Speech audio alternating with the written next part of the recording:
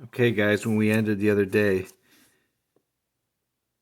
the ship landed, and that being came out, and he could speak to them through their minds. And the last line was, he said, "They have come to destroy you." So what his point was that there's all kinds of alien beings surrounding the Earth, and they've all come to destroy. Oh, look at that! The author did it for me. They have come to destroy you. It was strange, the way we all just knew he was telling the truth. No one said, "No way," or "You're making it up." We all just knew he was dying, and he was trying to warn us of something terrible. They are called Yeerks. They are different from us, different from you as well. "Are you telling us they're already here on Earth?" Rachel demanded.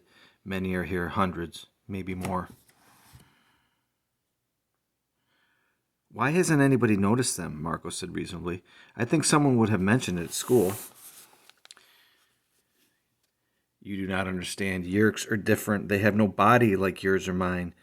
They live in the bodies of other species. They are—" I guess he couldn't think of a word to explain Yeerks, so he closed his eyes and seemed to concentrate. Suddenly, a bright picture popped into my head.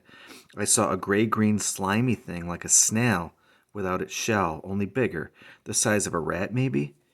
It wasn't a pretty picture. "I'm guessing that was a Yeerk," Marco said. "Either that or a very big wad of slimy chewing gum. They are almost powerless without hosts. They—" Suddenly we felt that blast of pain, straight from the alien. I could also feel his sadness. He knew his time was almost up. "The Yeerks are parasites. They must have a host to live in. In this form they are known as controllers. They enter the brain and are absorbed into it, taking over the host's thoughts and feelings.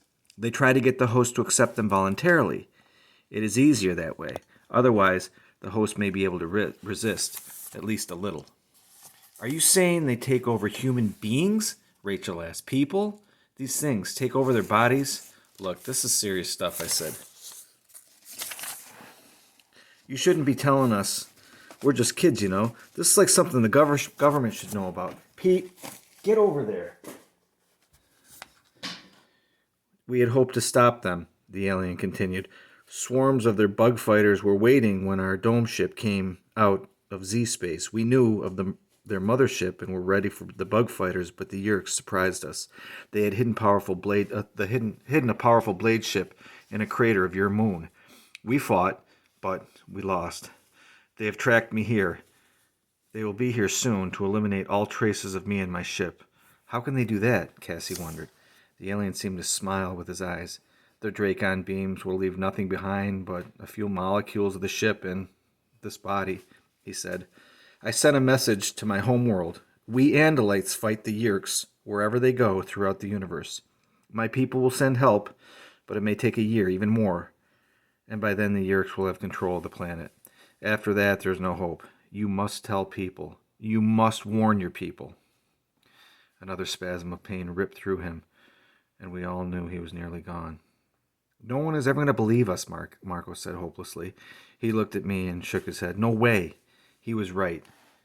If these Yeerks were to wipe out the Andalite ship, how on earth would we ever convince people? They'd think we're either nuts or on drugs. "I don't care if he thinks we're going to die. He's going to die. We have to try to help him," Rachel said. "We can get him to a hospital, or maybe Cassie's parents." "There is no time. No time," the Andalite said. Then his eyes brightened. "Perhaps—" "What?" "Go into my ship. You will see a small blue box, very plain. Bring it to me, quickly. I have very little time, and the Yeerks will find me soon." We all looked at each other. Who was going to be the one to go inside the ship?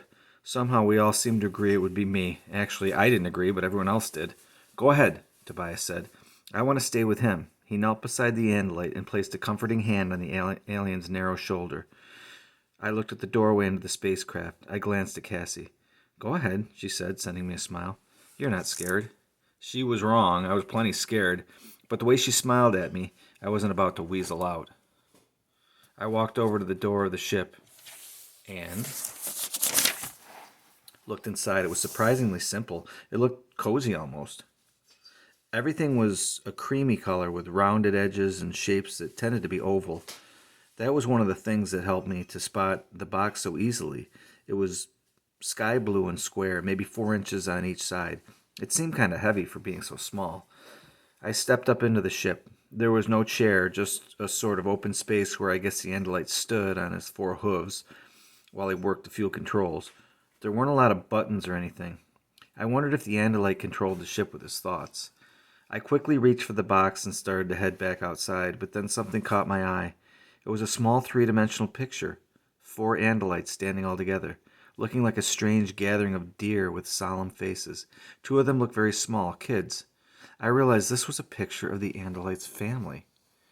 It filled me with sadness to think that here he was dying, a million miles from his family, dying because he had tried to protect the people of Earth. I felt a small flame of anger against the Yeerks, or controllers, or whatever they were, for causing this. I went back to the circle of my friends. Here's your box, I told the Andalite. Thank you. Was that your family? That picture? Yes. I'm real sorry, I said. What else could I say? There's something I may be able to do to help you fight the Yeerks. What? Rachel demanded. I know that you are young. I know that you have no power with which to resist controllers.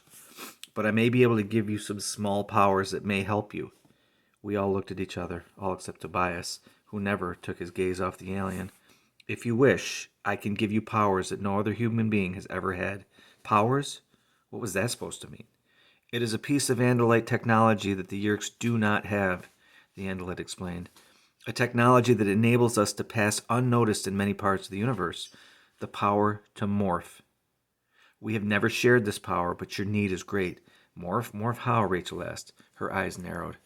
To change your bodies, the Andalite said. To become any other species, any animal. Marco laughed derisively. Become animals. Marco isn't the most accepting person in the world.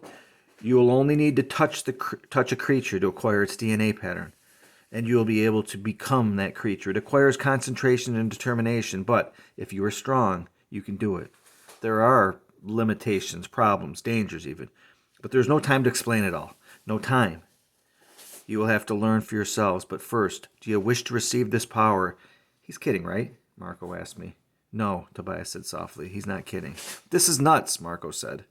This whole thing is nuts. Yeerks and spaceships and slugs taking over people's brains and Andalites and the power to change into animals. Give me a break. Yeah, it is beyond weird, I agreed. We're off the map of weirdness by this point, Rachel said, but unless we're all just dreaming, I think we'd better deal with this. He's dying, Tobias reminded us. I'll do it, Cassie said. That surprised me. Cassie isn't usually so quick to decide. But I guess, like Tobias, she felt the truth of what the Andalite was saying. I think we should all decide together, I suggested, one way or the other. What's that? Rachel asked. She was looking up toward the stars. Far, far overhead, 2 pinpoints of bright red light were shooting across the sky. Yeerks, the Andalite said, the word in our minds. And we could feel his hatred. So these Yeerks are these rat-sized alien slugs. And they have to inhabit another being. And in this case, they're inhabiting human beings and taking over their bodies. So there are, and then they're called controllers. So there are controllers all over the world, which are Yeerks in human bodies. Exciting.